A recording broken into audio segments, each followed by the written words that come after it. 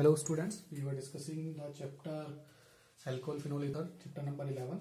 So in the chapter there is a reaction, that is the last chemical property. After this the chapter will be finished. So that is the cleavage of CO bond in ether. ठीक है, चलिए तो बात करते हैं ether का bond कैसे break down होगा. पहले हम अल्काइल ईथर में देख लेते हैं. इफ वी हैव ROR, पहले तो बात जो CO बॉन्ड जो ईथर में होता है वो इजी नहीं है ब्रेक होना. ये ड्रास्टिक कंडीशंस में इजी होता है. ड्रास्टिक कंडीशन इसको चाहिए होगी, हाई फाई कंडीशन. ठीक है, चलिए बात करते हैं ईथर के बारे में. तो ईथर में क्या होता क्या है, अगर हमारे पास सिमेट्रिक ईथर है then we will get HX, तो कोई भी एक बॉन्ड ब्रेक होगा, RX एंड अल्कोहल बनेगा. Again alcohol will react HX and form RX plus H2O. So we have 2 molecule of alkyl halide resultant. ठीक है, सबसे पहले हमारे पास ये बनेंगे. ठीक है, अगर हमारे पास दूसरी कंडीशन है, अराइल ईथर अगर है, तो as you know benzene OR, these electrons of oxygen are involved in the resonance with benzene. So the bond between benzene and oxygen is strong, partial double bond character. तो यहाँ पर bond कौन सा break होगा, bond होगा break OR वाला. ठीक है, हमेशा OR का बॉन्ड ब्रेक होगा. And if we react it with HX then RX and phenol is found. Always in case of phenol यही होना है, always in case of phenol यही होना है. ठीक है, थर्ड कंडीशन है, अगर हमारे पास डिफरेंट टाइप के अल्काइल ग्रुप हैं वहां भी यही बात होनी है. ठीक है, वहां भी यही बात होनी है, सेम मैनर में होना है. क्या होगा, the order of the reactivity. पहले बात तो जो ऑर्डर है रिएक्टिविटी का ऑफ अल्काइल हैलाइड, जो अल्काइल हैलाइड इससे रिएक्ट करते हैं वो ये है. ठीक है, और ये कंसंट्रेटेड होना चाहिए प्लस हाई टेम्परेचर होना चाहिए, हाई टेम्परेचर. अब बात आती है कि अगर ये तीनों रिएक्ट करते हैं, अगर ये इसका एचएफ को छोड़ सकते हैं, ये अनस्टेबल होता है.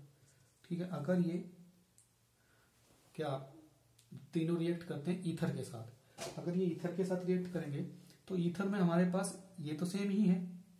सपोज HI हमने कर लिया. ठीक है, HI जनरली करते हैं हम.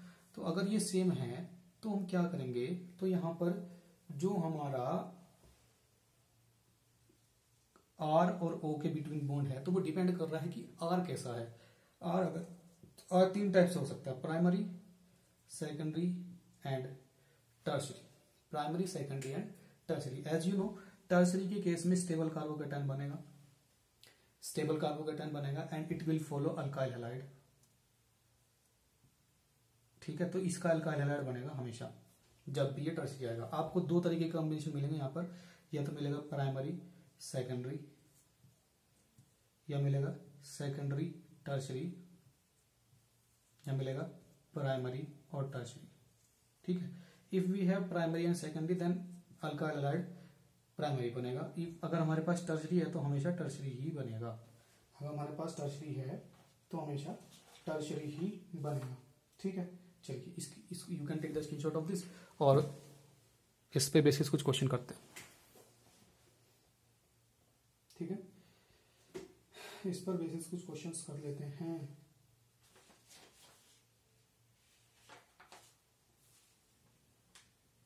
चलिए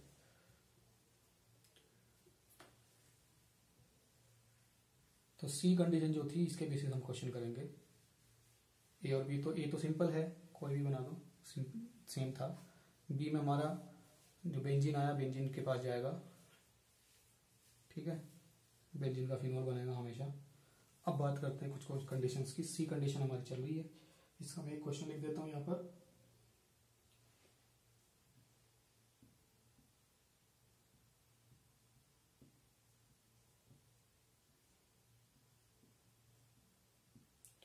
और इसका रिएक्शन कराया HI से, तो क्या होगा भैया, HI से अगर इसका रिएक्शन कराएंगे तो क्या बनेगा, एज यू नो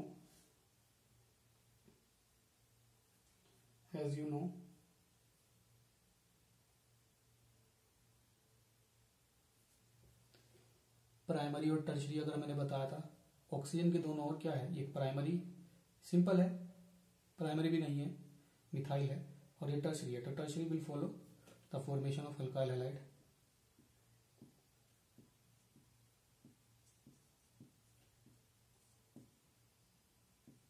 सॉरी,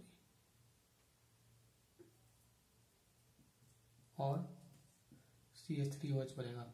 एक क्वेश्चन 1 मार्क 100% यहाँ से आना है, 1 मार्क 100% यहाँ से आना है। ये रिएक्शन बहुत इंपॉर्टेंट है, कंप्लीट द रिएक्शन में पूछता है इस रिएक्शन को, हर बार कंप्लीट द रिएक्शन में इस क्वेश्चन को पूछता है। ठीक है, चलिए एज इट इज अभी इंटेक्स क्वेश्चन कर लेते हैं।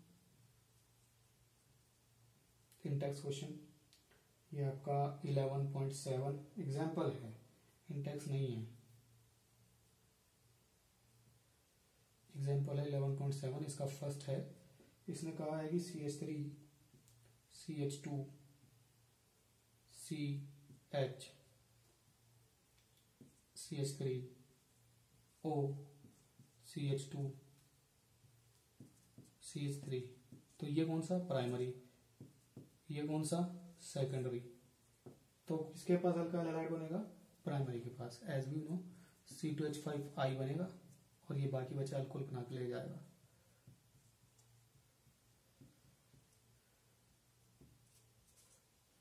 ठीक है, ये अल्कोहल बना करके ले जाएगा। इसका सेकंड पार्ट कर लेते हैं, you can take the screenshot of this. चलिए सेकंड पार्ट कर लेते हैं इसका। सेकंड पार्ट में इसने बोला है CH3 CH2 CH2 oxygen CH3 CH3 और यहाँ पर लगा C2H5। ये कौन सा, अगर ये बॉन्ड टूटता है तो ये कौन सा, टर्शरी, ये बॉन्ड टूटता है तो प्राइमरी। तो हमने कहा था जब भी टर्शरी हो तो टर्शरी क्या बनाएगा, आपका अल्काइल हैलाइड बनाएगा डायरेक्ट। तो आप बना दो बस, C2H5 C CH3 CH3I हो गया, ये OH बना देगा, ये अल्कोहल बनाएगा, बन गया। ठीक है, चलिए इसके बाद एक और रिएक्शन है, third part.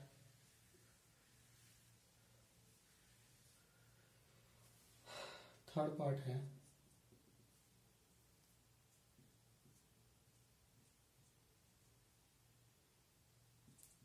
CH2O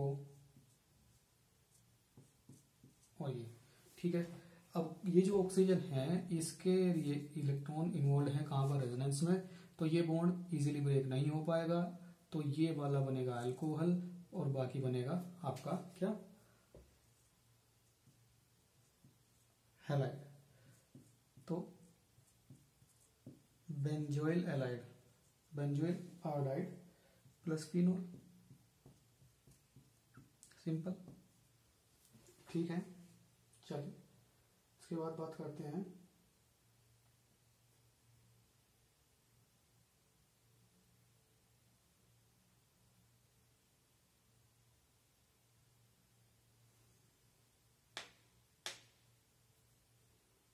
next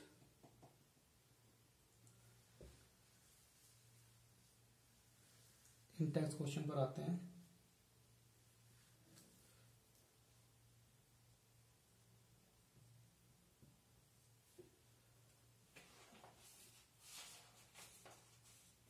Intex question है हमारा 11.12। ठीक है, जो इसी कंसेप्ट पर बेस है 11.12 में करूँगा एट पेज नंबर 343। ठीक है, चलिए फर्स्ट क्वेश्चन है CH3 CH2 CH2O CH3, यहाँ पर HBr दे दिया। एज यू नो इसका एक ही रिएक्शन है ईथर का हमारे पास, केमिकल रिएक्शन, या तो इलेक्ट्रोफिलिक सब्स्टिट्यूशन है या फिर ये है। तो ये कैसे होगा? तो भैया ये सिंपल है, ये प्राइमरी है, तो बनेगा क्या? प्राइमरी बनेगा आपका जो कंपाउंड होगा, जो हैलाइड बनेगा, सिंपली हैलाइड देख लेंगे। तो प्राइमरी कौन है? प्राइमरी ये है, और 0 डिग्री ये है। तो यहां पर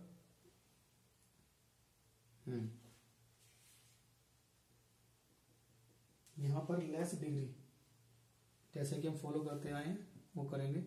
तो CH3Br बनेगा आपका प्रोडक्ट, और CH3 CH2 CH2OH बनेगा आपका अल्कोहल। ठीक है, चलिए सेकंड क्वेश्चन इसी का करते हैं। सेकंड क्वेश्चन कर लेते हैं। सेकंड क्वेश्चन है आपका C2H5। अब आपको पता है ये बॉन्ड तो टूटेगा नहीं क्योंकि ये इलेक्ट्रॉन आपके इन्वॉल्व हैं, रेजोनेंस में बॉन्ड वो टूटेगा, ये इसका बनेगा हैलाइड। सिंपल है बहुत। ठीक है, तो ये तो बना फिनोल और C2H5Br, कोई दिक्कत नहीं है।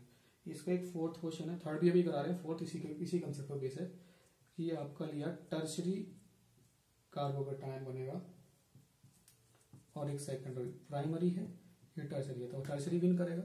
तो टर्शरी के साथ क्या बनेगा? यहाँ पर लिखा है चाहिए, तो I प्लस C2H5OH, सिंपल। ठीक है, जब तक टर्शरी ना आए तब तक लेस डिग्री। ठीक है, यहाँ लेस डिग्री वाला कंसेप्ट लगा है।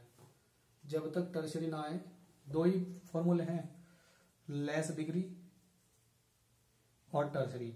जहां भी ये दोनों दिख जाएं, लेस डिग्री दिखा, जब तक टर्शरी रही है तो लेस डिग्री का हैलाइड बनेगा, और जब भी टर्शरी दिख जाए तब उसका हैलाइड बनेगा, बस सिंपल। ठीक है, चलिए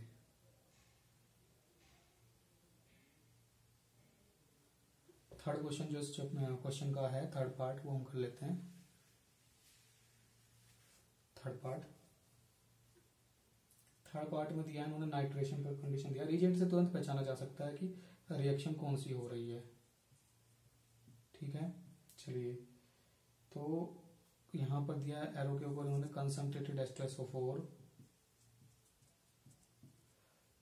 और दिया है कंसंट्रेटेड HNO3।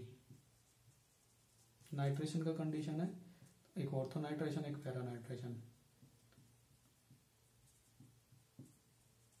माइनर। ठीक है,